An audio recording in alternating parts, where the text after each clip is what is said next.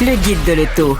Parcours l'actualité automobile sans dérapage ni accrochage. Julien, aujourd'hui, tu vas nous parler d'un essai quand même assez spécial, d'un véhicule qu'on connaît très bien, la Charger, mais tu as été l'essayer sur plusieurs surfaces. Et puis c'est la Charger Six-Pack. On entend beaucoup parler de la Charger électrique, des Daytona, etc., qu'on a essayé à l'émission du Guide de l'auto. Puis ben c'est un véhicule on est mitigé un peu, mais là, en deuxième temps, on a lancé la Six-Pack, le véhicule à essence que le monde attendait, qui va peut-être sauver un peu la donne.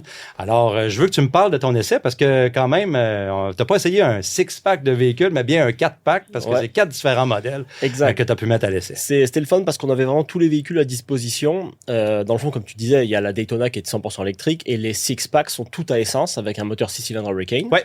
Ça, c'est valable pour tous les modèles. Et après, il y a 2 niveaux de puissance différents. Il y a soit la RT, modèle de base, si j'ose dire, avec 420 chevaux.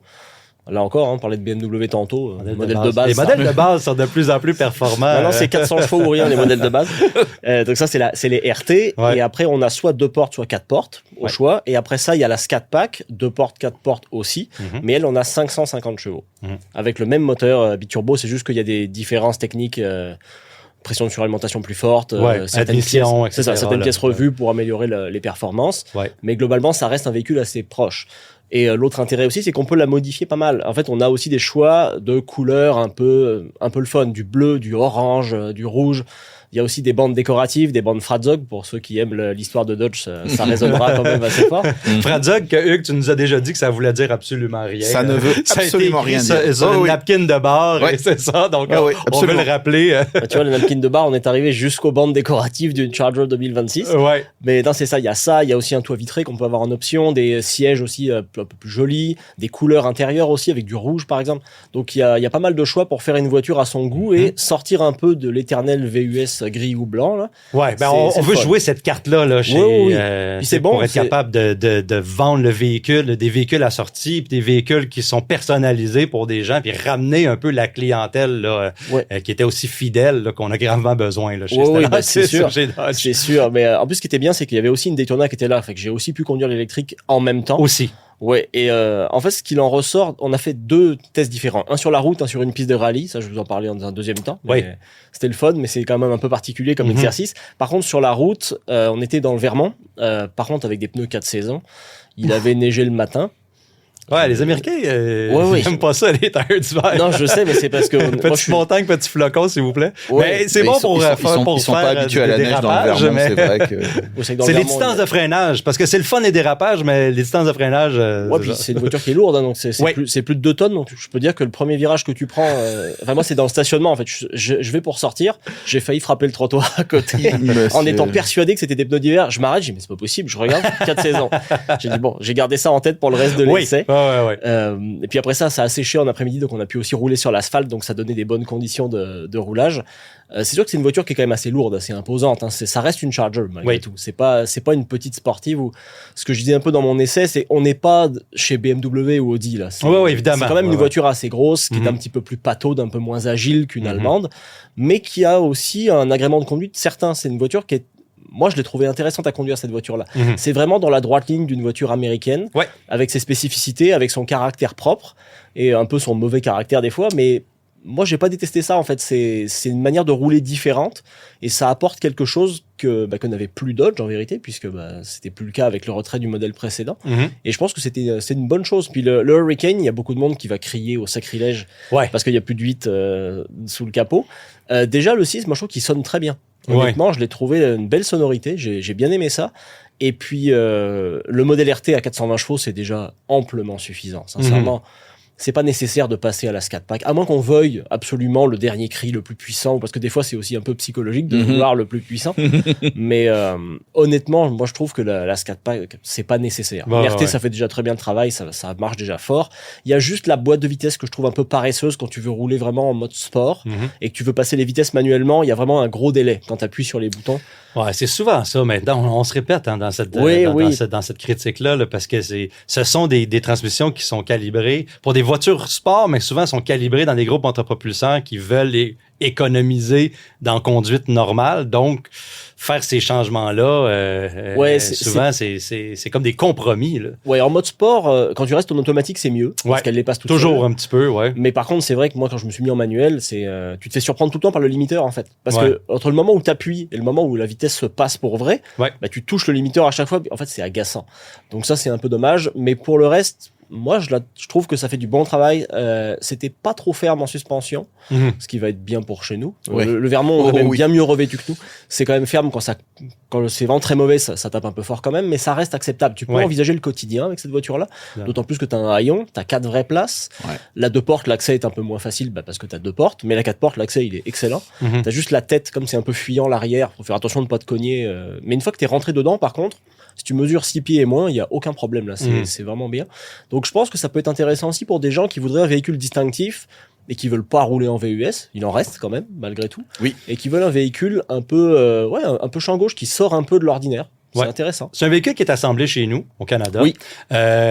Côté qualité d'assemblage, qu'est-ce que tu en as pensé à l'intérieur comme à l'extérieur? On est quand même bien là. Moi, je trouvais ça mieux que le modèle sortant. Écoute, c'est ça que je veux parler parce que les modèles sortants, là, souvent, on critiquait. Il y a certains de nos collègues qui critiquent l'habitacle de ce véhicule-là, puis ils disent qu'il y a beaucoup de plastique, etc. Je dis, on vendait des L4 à 100 000 $ avec l'intérieur de l'ancien, puis des éditions finales qui terminaient plus jamais. Là, et l'habitacle de ce véhicule-là était, qu'est-ce qui était depuis l'introduction de cette génération-là, et les gens se l'arrachaient pareil. Moi, je trouve que quand même bien qu'on peut critiquer un petit peu, il y a une nette amélioration, le côté ergonomique, côté les écrans, tout ça, c'est bien, là, c'est quand même une belle... c'est bien mieux. T'as les gros écrans, t'as l'écran central. Bon, alors par contre, t'as quelques bugs, genre les sièges chauffants, par exemple, quand tu veux les enlever, des fois, il faut t'y reprendre à 2 fois pour appuyer, des petites choses comme ça. Affaires. Mais pas plus, pas moins que d'autres constructeurs. Je veux dire, c'est rien de majeur. La finition, les modèles de base, on avait un peu tous les modèles. Donc, on avait des modèles de base, des modèles très haut de gamme, il y avait un peu tout.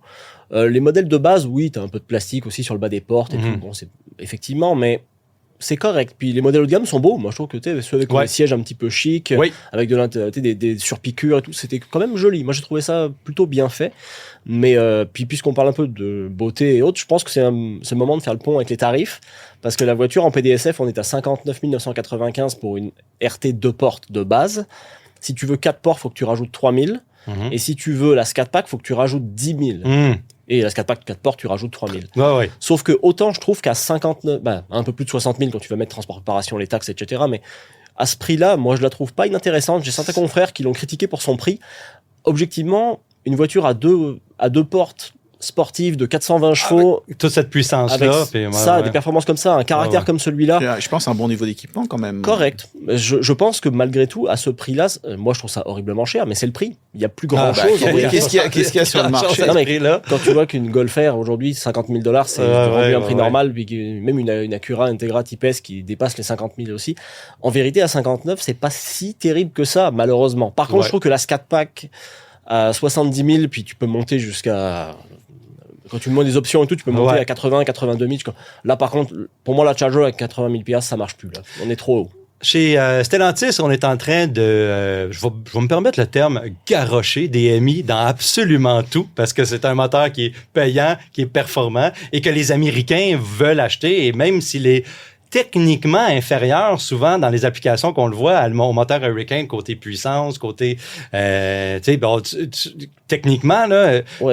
Est-ce qu'on en parle dans les lancements, dans les dévoilements du côté les gens? Moi, j'étais avec les Américains, ils étaient là aussi. La question a bien sûr été posée, évidemment, aux gens de chez Dodge, qui ont botté en touche, évidemment. Moi, en soulevant le capot, j'ai trouvé quand même c'était déjà bien serré. Je suis pas sûr qu'un 830 là-dessous, à moins de faire des modifications. Écoute. Mais quand bien même il rentrerait... Ce qu'on m'avait dit, c'est que tout le berceau avant n'a pas été conçu pour ça. C'est ce que moi j'avais lu aussi. Mais admettons que... ça se modifie, ça se modifie. Mais moi, honnêtement, en conduisant cette voiture-là, je ne pense pas que ce soit une bonne idée de le faire, et parce que c'est une voiture qui est déjà lourde. Pesante du devant, là. Là, justement, l'équilibre est quand même correct. Mais moi, je pense que si tu rajoutes un 8 là-dessous, tu vas la déséquilibrer complètement. C'est intéressant. Et j'ai peur que la conduite... Alors oui, en ligne droite, ça va marcher, ça va sonner, tout ce que tu veux. Mais j'ai peur qu'elle perde, en fait, un peu de son attrait en termes de tenue de route, cette voiture-là. Surtout que la voiture à essence, et ça c'est important de le souligner, puis faut surtout pas prendre ça pour de l'anti-électricité primaire, là. Mais la Daytona, moi j'ai un problème avec cette voiture. Je la trouve mal équilibré, l'accélérateur n'est pas calibré comme il faut. C'est une voiture, on dirait que le train avant et arrière se parle pas, le moteur est trop brutal. Et ça s'est encore confirmé quand j'ai fait l'essai là des deux voitures vraiment back à back l'une derrière l'autre, alors que j'ai beaucoup aimé la six-pack. Puis il s'agit pas de dire une Dodge c'est un moteur à essence ou rien, c'est pas du tout ça la question. Si tu regardes c'est une question de conception. Là. Oui, regarde des véhicules comme des Ioniq 5N, Porsche Taycan et autres, c'est des modèles qui n'ont rien à envier à des voitures à essence en termes dynamiques. Mais là, pour moi, la Daytona, je pense qu'ils se sont un peu ratés, en fait. C'est pas une voiture qui est bien équilibrée. Puis on en parlait avec notre collègue Marc Lachapelle, qui m'avait donné les clés en me disant, va la rouler, puis je te dis rien, reviens après. Donc on en est parlé après. Et on partageait vraiment cet avis-là. Alors que la Six-Pack, moi, je la trouve vraiment bien plus amusante et plus intéressante. Bon, ben. Et sur juste un petit mot rapide sur la neige. Sur la spéciale de rallye, étonnamment efficace. Il y avait des pilotes qui étaient là aussi, qui nous ont fait une petite spéciale entre les sapins avec des pneus hiver réguliers, pas de clous, rien. Et on est parti, je dis, ah ouais, ok, on est arrivé au freinage au premier, je dis, mais là, c'est sûr qu'on rentre dans le banc de neige. Et bah non. Ça a bien marché. Mais non, même, tu sais, appel contre appel, elle y va, elle le fait, j'étais comme, waouh, c'est impressionnant. C'est lourd, évidemment, puis quand t'as le premier rappel, le contre-appel, le balancier, attention quand même, là, parce que ça peut ça swing, là, comme on dit. Ça swing du... Mais quand t'es raisonnable, c'était étonnamment efficace, étonnamment amusant. Ben, merci, Julien. Une voiture mieux équilibrée que la Daytona. On espère que les amateurs de la marque vont être réceptifs au modèle Six-Pack, puis on va en avoir pas mal sur nos routes. Pour terminer, merci beaucoup encore, les gars. On se revoit la semaine prochaine. Merci à tout le monde d'avoir été là. Bonne semaine à tous. Tous les épisodes du Guide de l'auto sont disponibles en podcast sur l'application et le site cube.ca.